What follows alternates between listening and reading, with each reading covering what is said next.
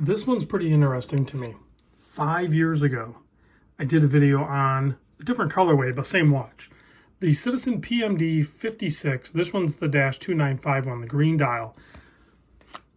Titanium. I back then said it was probably one of the best everyday watches that you could just grab and go sort of thing. And I think it still kind of fits that role. There's a lot more competition in that role, but it stands the test of time because here I am 5 years later looking at this exact same watch, essentially, just in a different colorway. The one I looked at 5 years ago was more of a dark blue dial and had like a black bezel. This one's all base titanium with a Duratec scratch resistant coating on this. This is a used watch sent in by a buddy, Roy, and it was initially put up for sale on the Sunday Fun Day. So if you want to pick this up, it'll either be on another Sunday Fun Day coming up, or just hit me up in the, see if it's available down below in the description. I'll make note if it's still available. If it's no longer available, you can actually go over on Amazon. I'll put an Amazon affiliate link. Yes, I get some sort of like % of the sale. It doesn't cost you anymore. It just supports the channel. Right now it's on sale at, again, snapshot in time, on Amazon for only $337.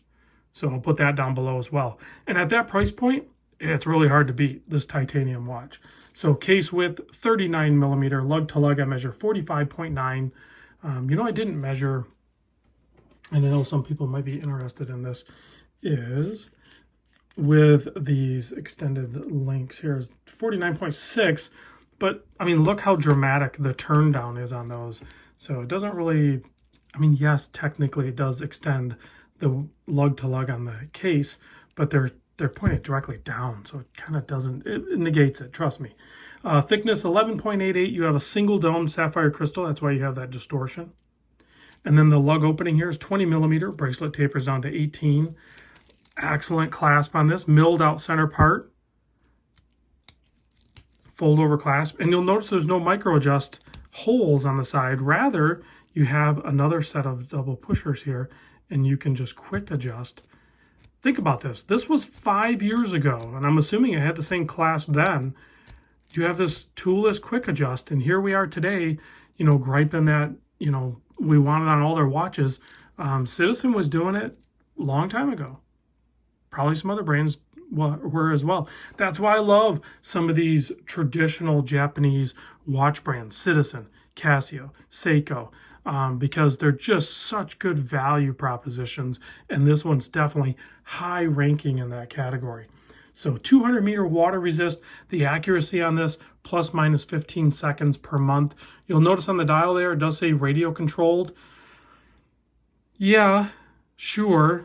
If you want to like do a workaround on an app or something like that, because it doesn't incorporate the radio controlled tower in the US. So unless you want to travel to Japan and pick it up off their tower, then sure, it'll work. Otherwise, just can't count on the manual setting of it, which there may be some videos out there explaining how to do it. You have a couple buttons on the side here. This one here is in conjunction with the other ones, is how you will set up the perpetual calendar.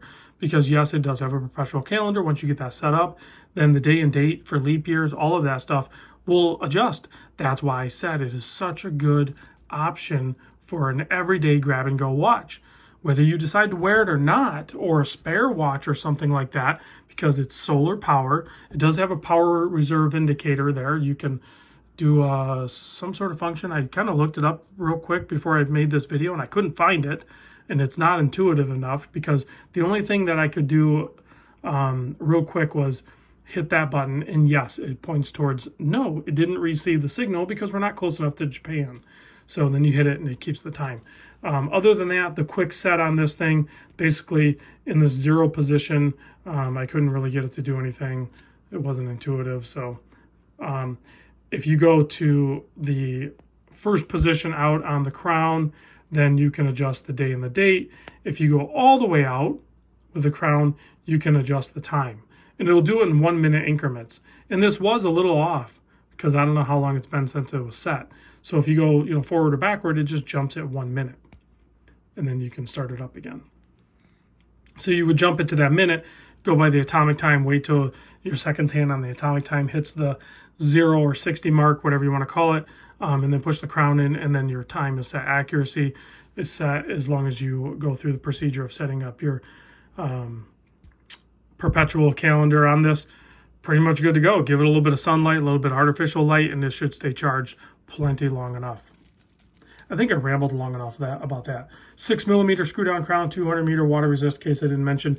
Sized for my, yeah, it's a little rattly. I'm not going to get too upset about that, guys. This is a titanium, pretty affordable watch.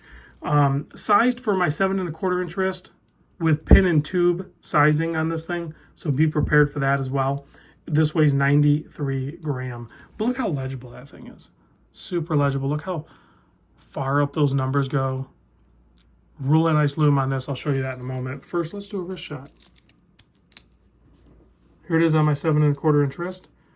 Absolutely comfortable. Like I said, if you're just looking for a regular watch to go about your business and not worry about anything, you can get stuck in the rain, you can jump in the pool or get pushed in the pool if your buddies are just kind of like that, fall off the boat or whatever happens. Do some dishes, wash your car.